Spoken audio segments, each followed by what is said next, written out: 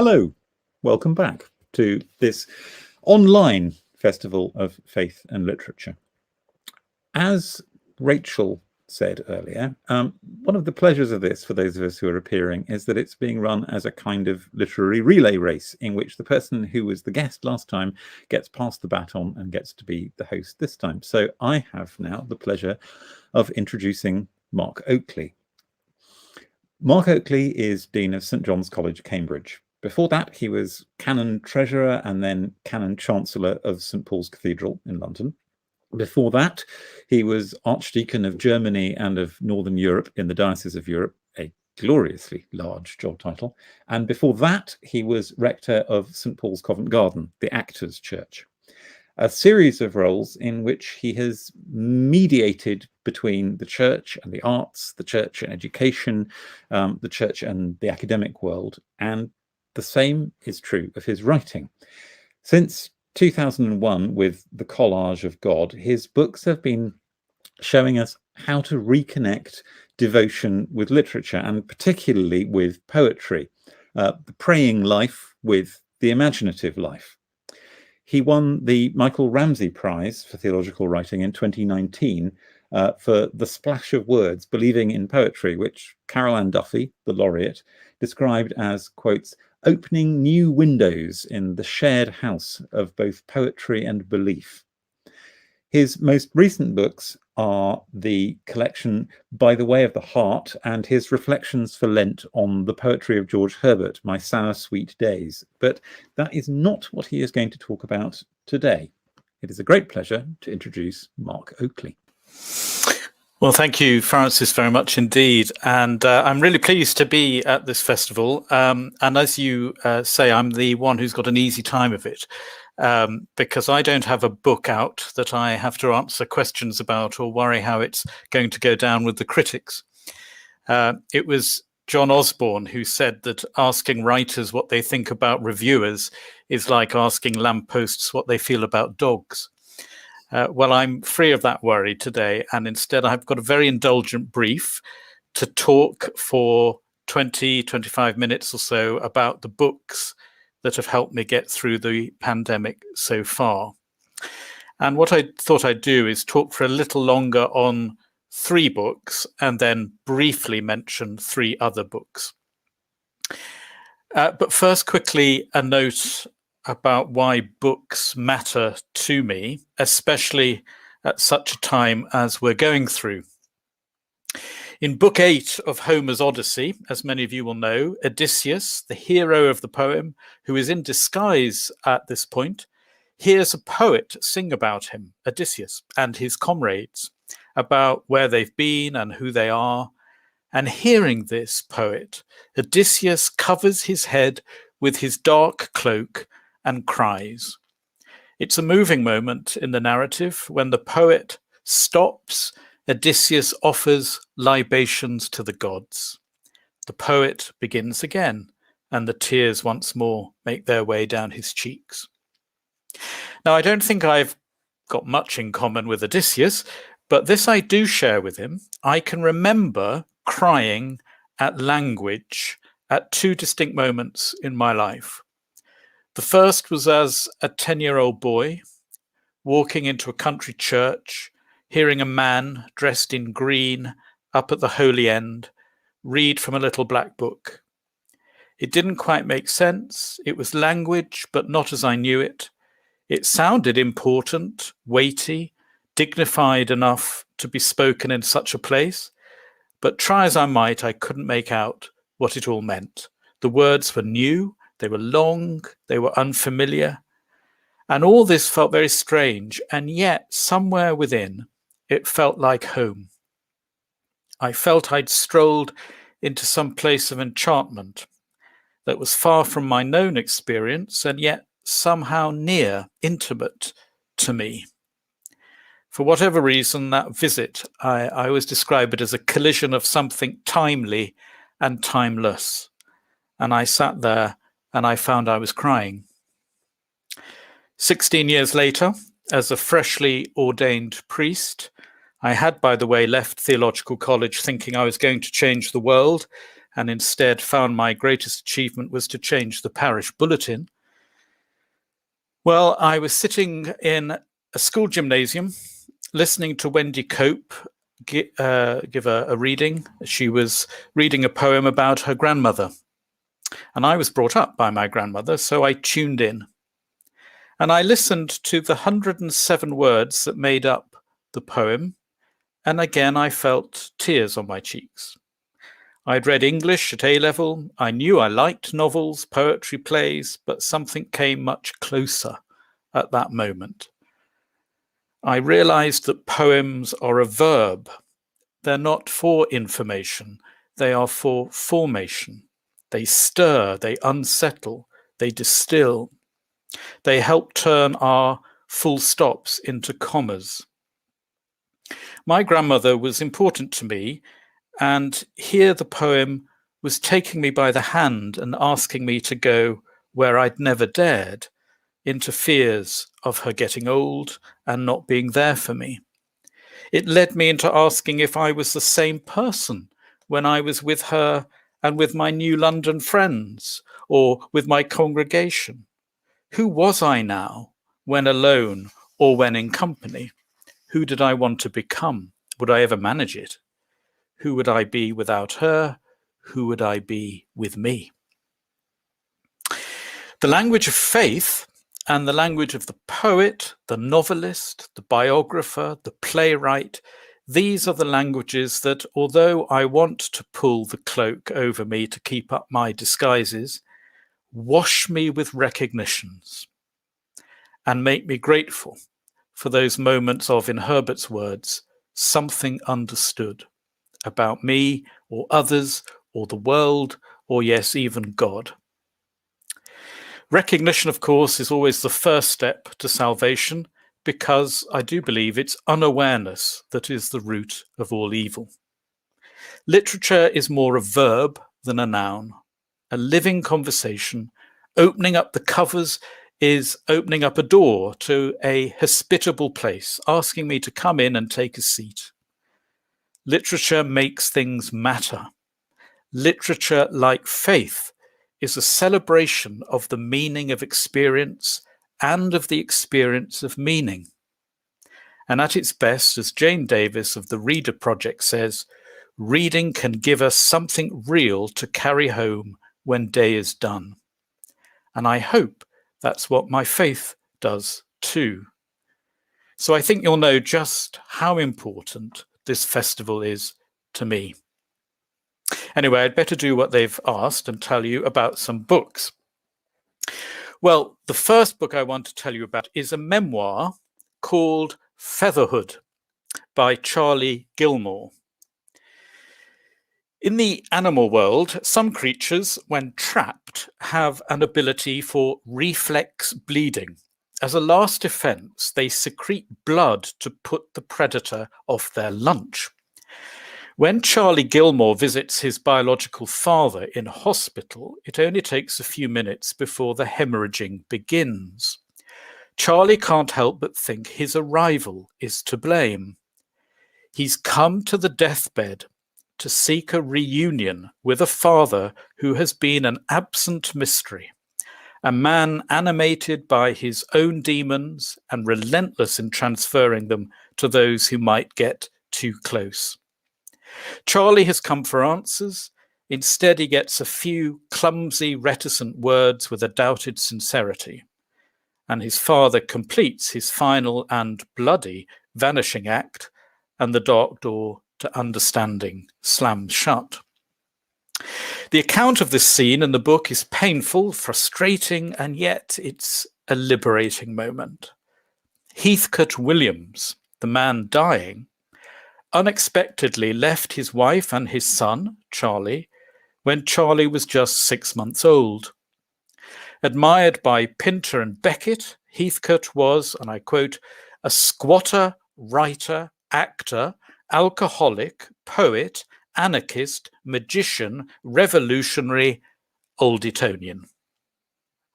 Heathcote is a now you see me, now you don't figure, haunting his son's life as well as the pages of this book. His death like some dormant volcano, means the world is a bit less colourful, but in some important ways, a bit safer too. Charlie consequently begins his own fatherhood, and it's one that, educated by wounds, is more generously attentive and loving. No one's more surprised at this than him. When he leaves that hospital, aware of the conflicts of closure, the reader is aware of that emergent selfhood that, as C.D. Lewis reminded us, begins with a walking away. This is a book that witnesses to a costly and incomplete redemption. It's a fearless tribute to beauty, resilience, courage. Let's face it, it's been known since time began that parents, the ones who bring us into life, are also the ones who have the most power to destroy us. Remember the Larkin poem? When they seriously damage our minds or hearts, we're left wondering if we will simply repeat their horror if we become parents ourselves. And Charlie is shown parental care, good parental care, by his mother, but also by a new adopted father who's a Pink Floyd guitarist. He adopts Charlie, and it becomes transparently clear that Charlie is more than capable of offering parental care himself. And he sees this through the arrival of what you might call the sprite in this book, the Ariel in All the Tempest. And it comes in the form of a magpie. Now, there's something about a magpie that I always think puts us on guard. Some species of crow have been shown to have the reasoning powers equal to a 7-year-old child, having some of the highest brain-to-body ratios in the whole animal kingdom. As Charlie says, magpies are one of the few animals, other than humans, that have been shown to recognize themselves in mirrors, implying that they are self-aware. They play, practice deception, are masters of imitation. Perhaps this is why so many myths have built up around magpies, including the belief, by the way, that they have a drop of the devil's blood on their tongue, that they were the only bird not to sing comfort to Jesus on the cross, and that their intimidating cackling came about as they laughed from Noah's Ark at the other animals unable to get on board. Well, Benzine, a magpie chick who's rescued by Yana, who is Charlie's future wife, becomes stubbornly attached to Charlie over 2 years, and yet also has to learn eventually to walk away. Before this, Charlie's relationship with this bird is a riot of awe, disappointment, reverence, havoc, stillness, frustration. It is, in other words, a relationship of love. And as Benzine builds a nest and then lays eggs, so Yana undergoes pregnancy. And Charlie finds himself very busy. Quote, "I try to be the best husband I can to both. In the mornings, as I make tea to bring up to Yana, the bird yammers at me through the window, demanding to be fed where she sits. The painful truth is that I'm not quite bird enough for one, and still not quite human enough for the other." In the end, Benzine makes her way to a new life away from her adopted home, and Charlie tries to be happy for her and wonders if Featherhood finishes as fatherhood begins. Observing himself through fresh eyes, cleansed really by this unnatural friendship with the natural, a relationship of two injured adoptees, he can see how now Yana and the baby stop me from flying away. We're told that Charlie's father, instead of going to his son's wedding, sends him a statue of the cenotaph. It's a reference to the 4 months in prison Charlie had spent as a student, having swung from the monument's flags during the tuition fees protests. He was both high and high up that day? And would his life become one very long descent from there on? Well, love from family members, a wife, then a child, and the strange, beguiling demands of this, what he calls divine messenger of a magpie, takes Charlie on a journey from being an emotional fledgling, terrified by his own fragility, to a learner of love, as partner and then as father. He approaches a place in his life where his loose ends find a home.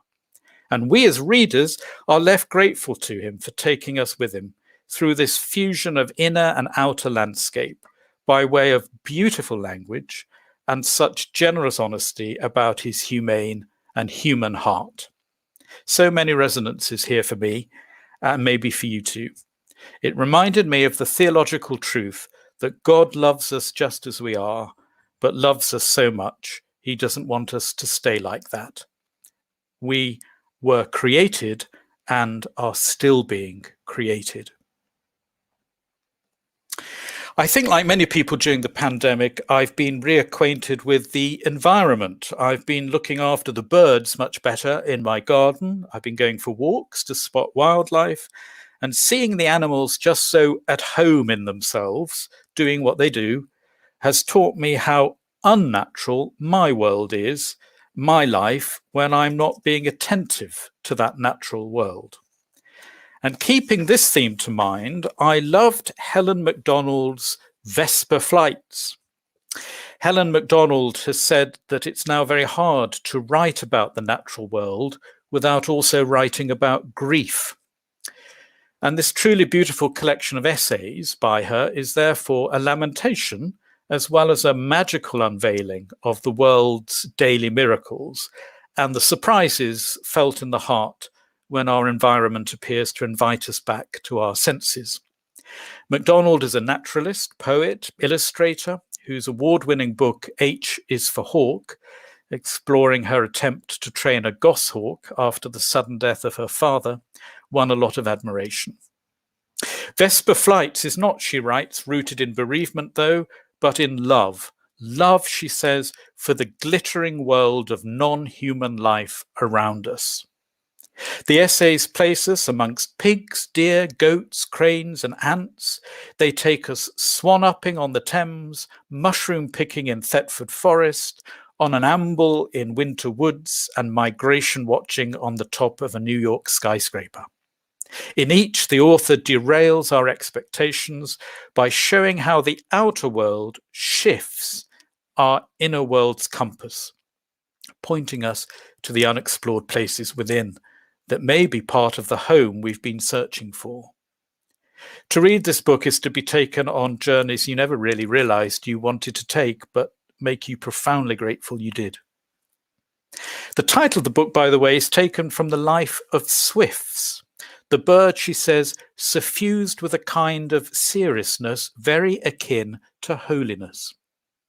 In summer evenings, swifts ascend into the sky as if summoned by a bell, higher and higher, until they disappear from view at about 8,000 feet. These are their Vesper flights. They make such ascents at dawn as well, and up there they can see the distant clouds and assess the possible courses of oncoming frontal systems. They fly up high to work out where they are and what they need to do next. They are, says Macdonald, quietly, perfectly orienting themselves, and are therefore instructive creatures, and my fable of community, because some of us are required, by dint of flourishing life and the well-being of us all, to look clearly at the things that are so easily obscured by the everyday, the things we need to set our courses towards or against.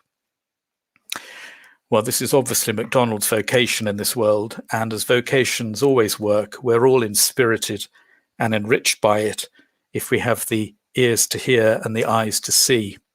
Very much a sense in this book that God is in the world as poetry is in the poem. It won't surprise you perhaps to know that I read and have read a fair amount of poetry during the pandemic, poetry remaining the language that doesn't quite make sense to me in order to make sense of me, a language I don't understand, yet it understands me, I think. So always Auden, Thomas, Herbert Eliot, the unadorned lyricism of Helen Dunmore and Mary Oliver has drawn me over the last months. And I've been very helped by the first collection of Sean Hewitt's poems called Tongues of Fire. Sean Hewitt is a research fellow at University College Cork. This book has a striking cover, as you can see, with an image of part of a tree with a bright rust fungus growing on it. The fungus is called Tongues of Fire. And Hewitt writes about this. It can't go unnoticed that these are tongues speaking from the branch, something sacred becoming physical, something spiritual pushing out into the matter of the world, something unspoken being given voice. Hewitt believes that the fungus is emblematic of many of his poems, which he says are working away at a boundary where nature, the body, and something beyond the body meld and interact, speaking to each other and of each other. And these poems are rooted and calm, they're intense without commotion, they're contained without imprisonment. Many reviewers have noted a spiritual gravity to them, as well as the poet's quest for symbols in the environment. He has a very invitational form of expression. He draws us in with an almost liturgical lyricism.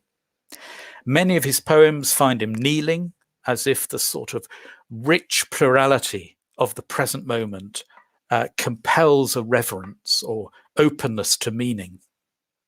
And you find lines in these poems that resonate with that sense. Our life is a theophany, he writes. And in this world, I believe, there is nothing lost, only translated.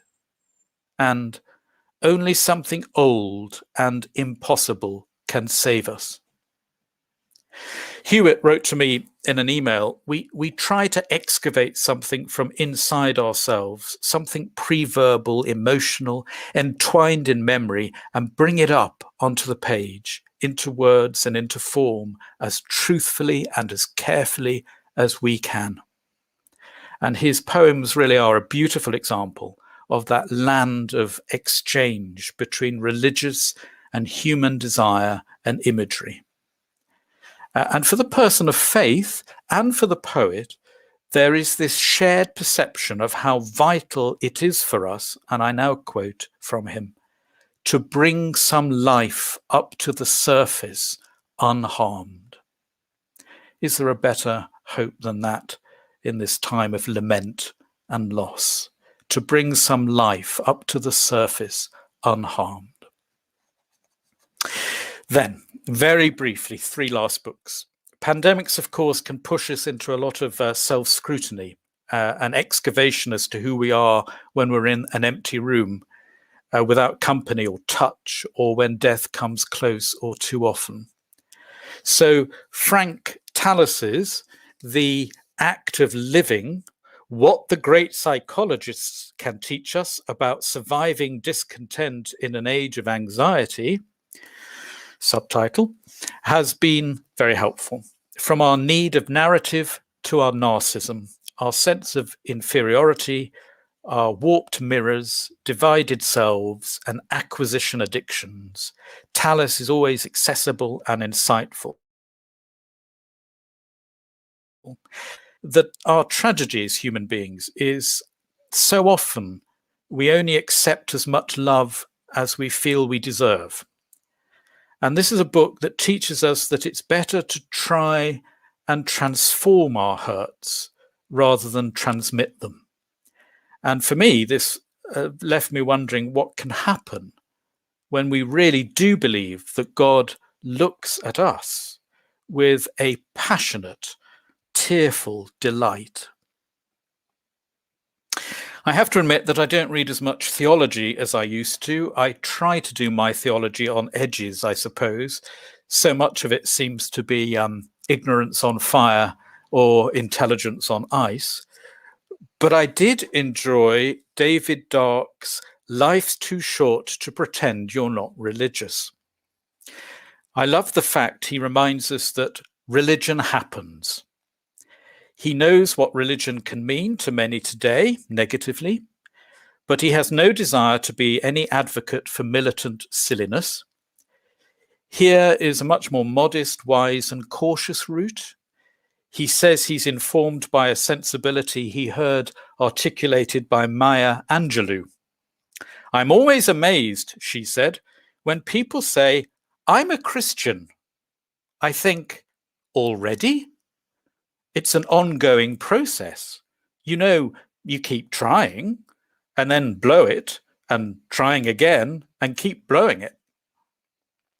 I was reminded of Sarah Miles, who told me that her conversion was not so much, I once was blind and now I see, as I once was blind and now I have really bad vision. I think in a pandemic, I needed to know the heart of why I'm a person of faith. And this book helped.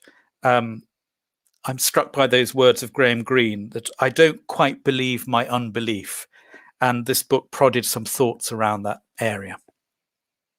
Finally, pandemic for me has also meant I've had to escape. And I love a crime thriller from time to time.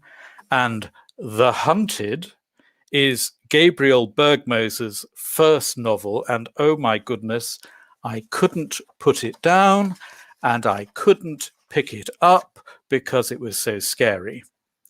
It's what you might call outback noir. It's set in the wastes of Australia and it begins in a service station on a little used highway. I can't tell you any more because it brings it all back. Now, normally, when I'm alone in the house, every noise is a serial killer. And this didn't help. But if you like sitting on the end of seats or keeping yourself awake at night, this is for you. It was in danger of making me, as the Australians say, a few kangaroos loose in the top paddock. Books. It's not how many you get through, but how many get through to you, I suppose. So a memoir, some poetry, some non-fiction, some fiction, some theology, which is often a combination of all those. This has been my pandemic reading. It's been a horrible time, this pandemic. Like many, I've suffered with it. I've lost close family through it.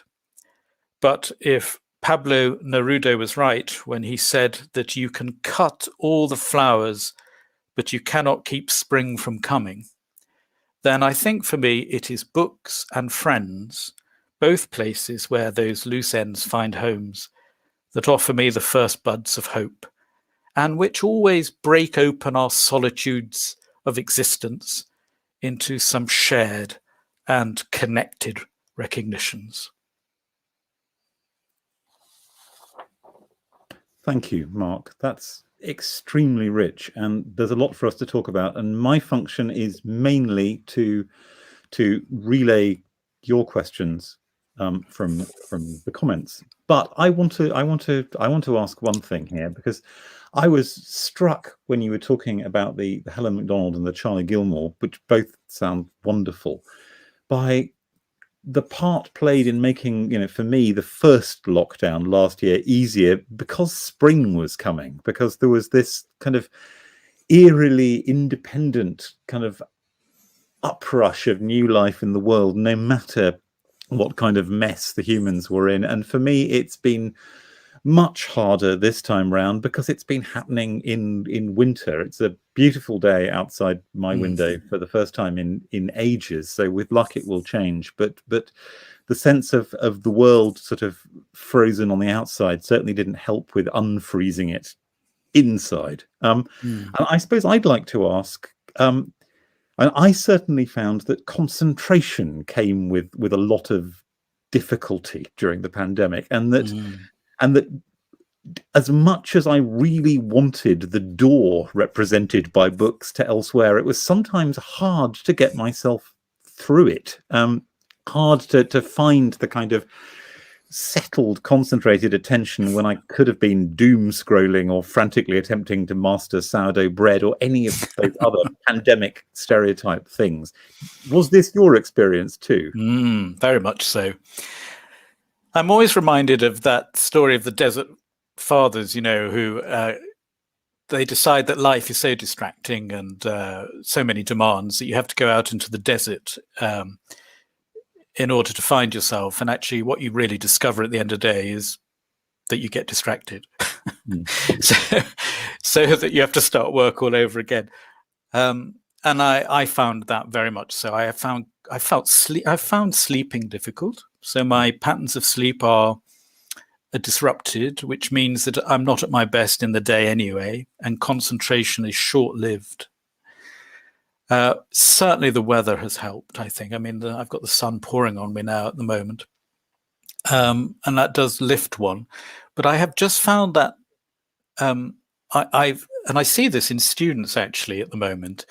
They're either intensely focused and doing nothing else but reading in their work, or they're in a paralysis of motivation. They can't quite get round to it.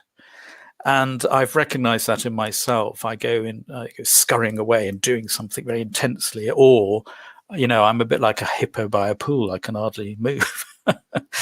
And I think one just has to sort of shrug a bit and say that's how it is. Yeah, and just the nature of the event we're all passing through. One preliminary question from Suzanne Fletcher, could you please remind us who said you can cut all the flowers but you can't stop spring from coming? Pablo Neruda. And if you like that image, Helen Dunmore, who wrote some beautiful poems as she was dying, some of them written literally on her hospice bed, also has a beautiful poem I read not long ago where she says basically that she knows her stem has been cut, but why not still flower as best she can anyway? Absolutely.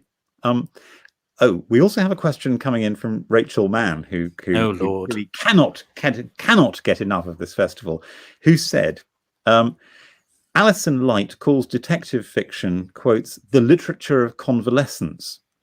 The Hunted sounds like the literature of trauma. How will it help us, me, to cope right now? Well, I can assure you, Rachel, if you read this, your life will seem very simple and beautiful. If you compare it to what everybody else at those pages is going through, you'll just, think you're in nirvana. But it'll create gratitude, basically. Yes, a spirit of gratitude will emerge from reading that. I do think for me, it's a bit like, switching on a Scandi Noir at 9 o'clock at night with a glass of wine, really, for me, those sort of novels. It's just a bit of escapism. It did prompt quite a few thoughts, however, on fear and on, facing fears. I can't remember who said it, but, everything we need is on the other side of fear. And, characters in this book learn that. Yep. Yes. There is such a thing as catharsis, after all. I mean, it depends on your temperament. I tend to take what I read much too literally, and I get frightened and stay frightened. So I cannot read any of the works of Stephen King, for example. They are very good. I am told by people I respect. But there is such a thing as having fear sort of raised so that you can't avoid it. Tragedy does that as well as outback noir, and we need. Yes, I think you enter into this through imagination to come out of it somebody different at the end of it, yeah, I totally agree. I spent a little bit of time on the first book, Featherhood, because I was deeply moved by that. I think there are overtones with my own life. some resonances there.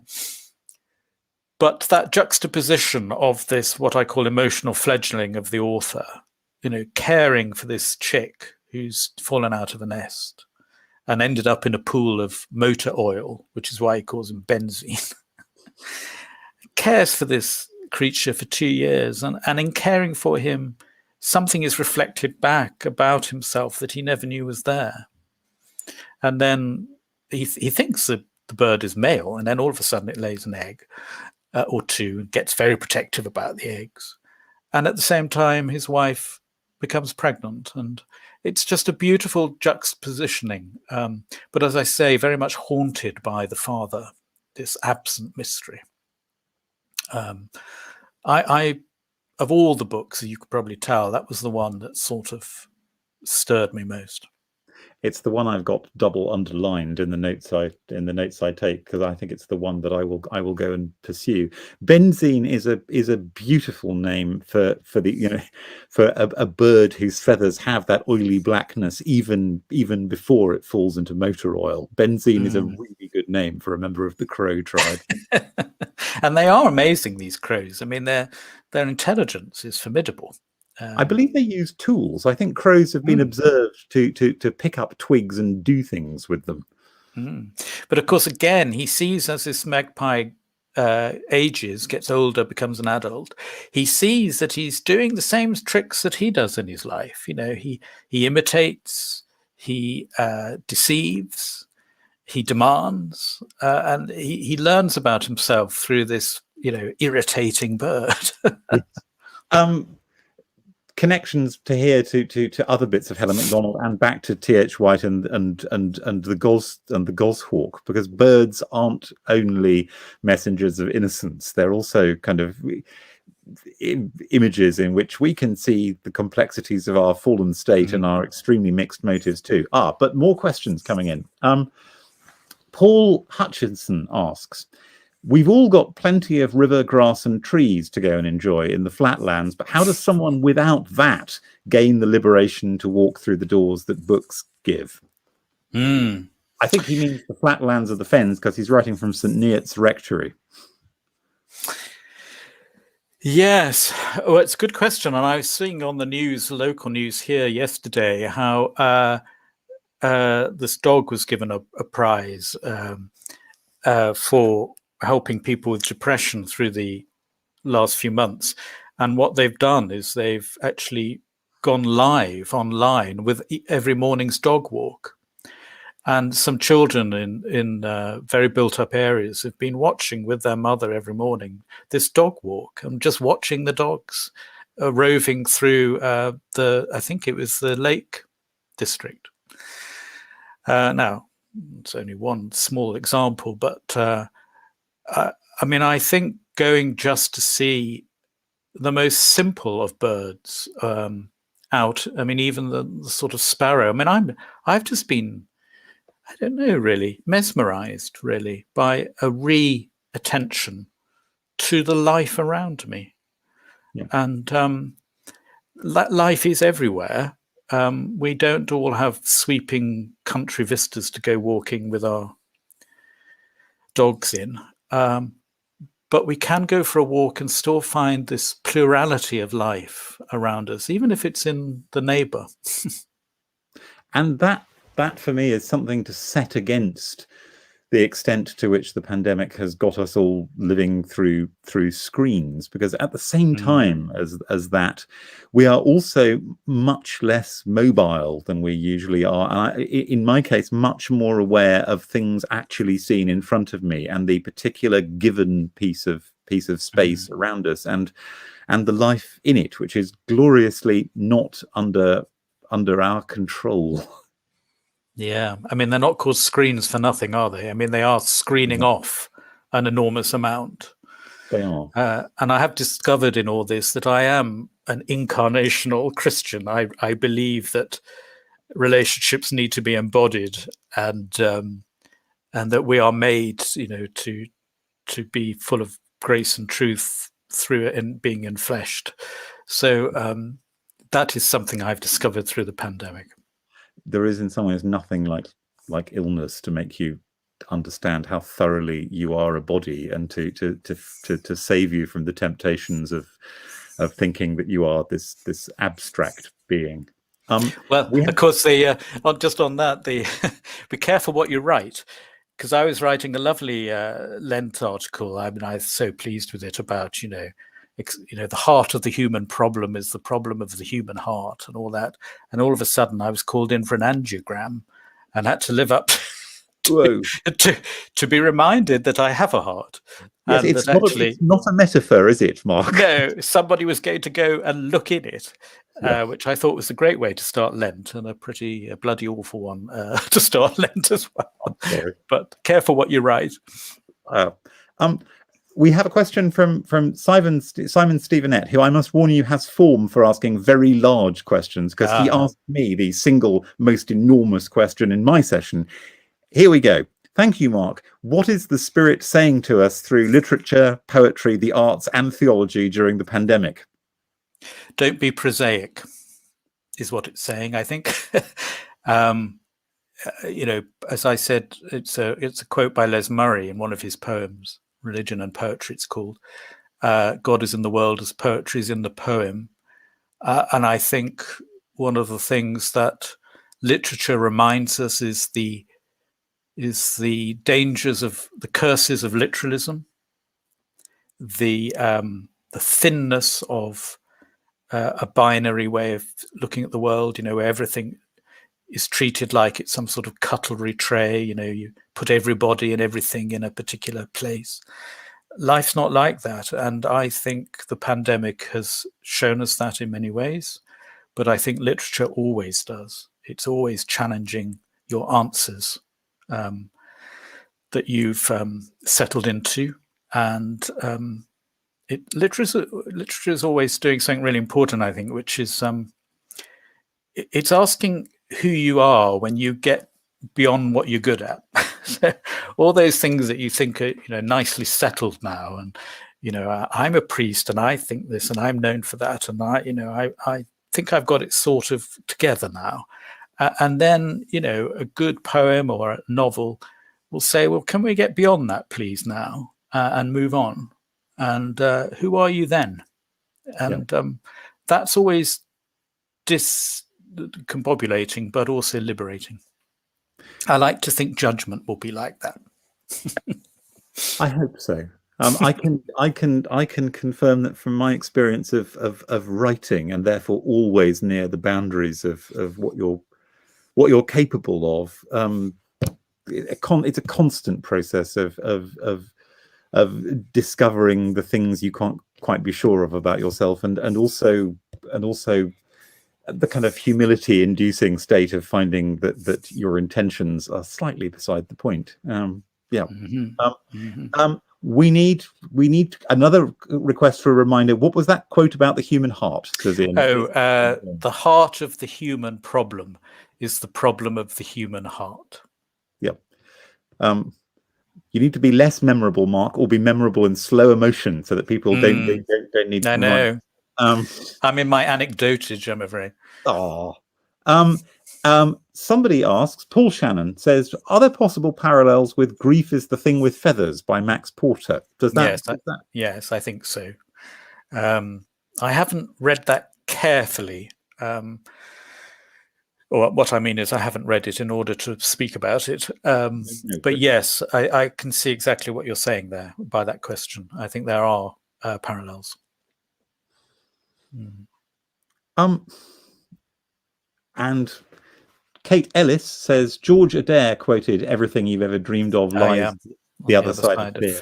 Yes, thank you. Yes, I couldn't remember who said that, but yes, that was very, very evident. And that's the other thing about literature in pandemic. I think we're all living with anxiety and fears, it seems to me, and maybe that's lifting a little bit at the moment, but it's still there, this low level or sometimes high level anxiety and fear.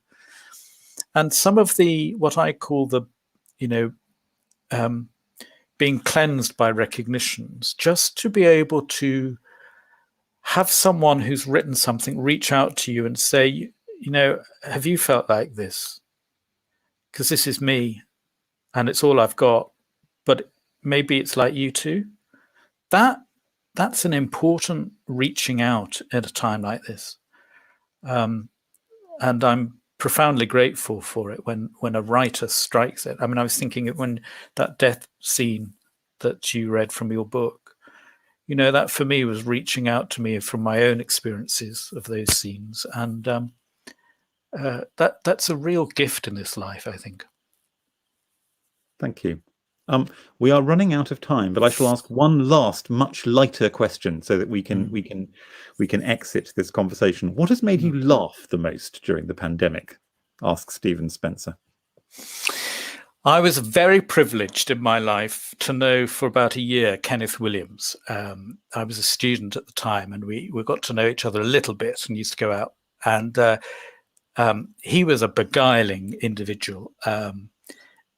I always said he was desperate to be looked at and terrified of being seen, but he knew how to make me laugh. And there's a tweet that goes out now on Kenneth Williams archives every day, and I've tried to keep myself a little bit off Twitter and social media through this pandemic, but I do treat myself to a clip of Kenneth Williams being outrageous every day. And if Karl Barth used to start every day listening to Mozart, I'm afraid I'm not up to that. I start every day with a bit of Kenneth Williams. Cool. Did he sound in person like he did on screen? That his voice was really like that? Absolutely, yes. I'm afraid at this point we need to draw to a close. Thank you, Mark, for a beautiful sample of the great conversation, which is writing and reading. And thank you all for listening. But that's not all. Come back later on.